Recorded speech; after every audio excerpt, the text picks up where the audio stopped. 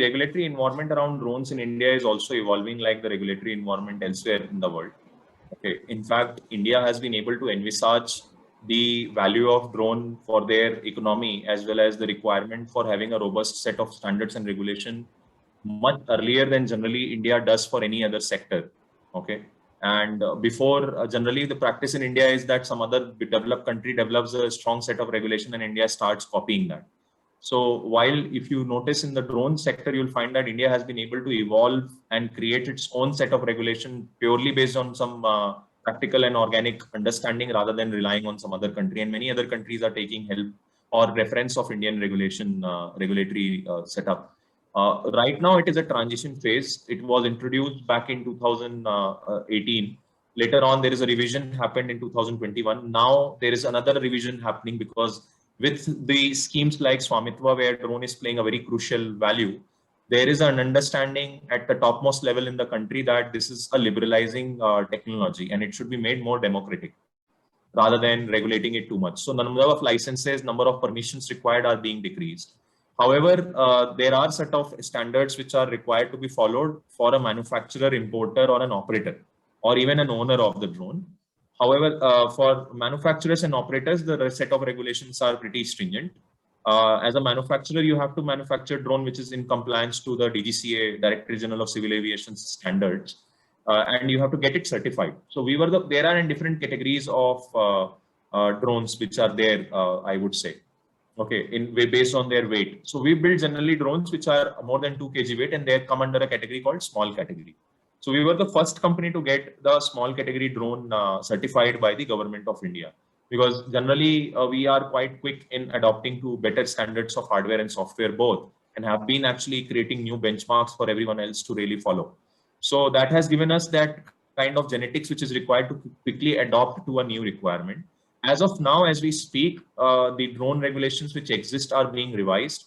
You'll find them more liberalized. That's what the industry is aware of. That is what has been promised by the regulators also, that will make it more liberalized.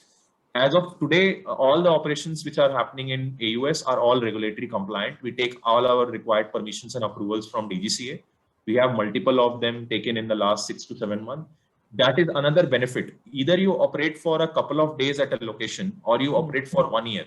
The effort involved in taking the permission is same. So getting into long-term contracts is another benefit where the effort of taking these regulatory approvals is just a one-time affair for us, right? However, if someone is operating, let's say for a shorter duration, every time they're changing their location or getting into a new contract, they have to get the separate set of approvals for that, right? Understood. Yeah. So there are various licensing involved. You have to have a separate set of NOC for importing the parts, because again, drone is definitely has got a certain angle of being used wrongly as well by the wrong elements. So there is a requirement for having a streamlined approach towards making sure that the critical components don't fall into wrong hands.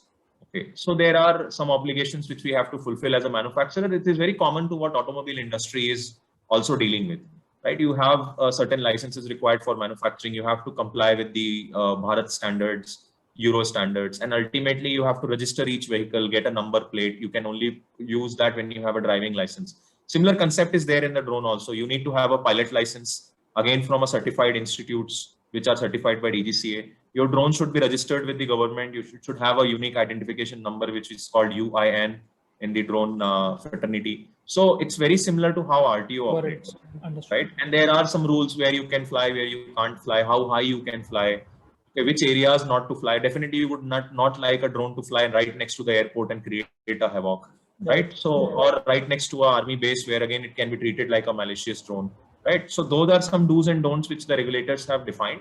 And I think for us, it really does not really matters much. Because we are following all those regulatory requirements. And even if you want to operate in these areas, there are defined set of steps from the government to take those specific exemptions. That, okay, if you want to still have some commercial case within an airport, let's say airspace, you have to seek so-and-so permissions from us in addition to the set of regulations which are already there.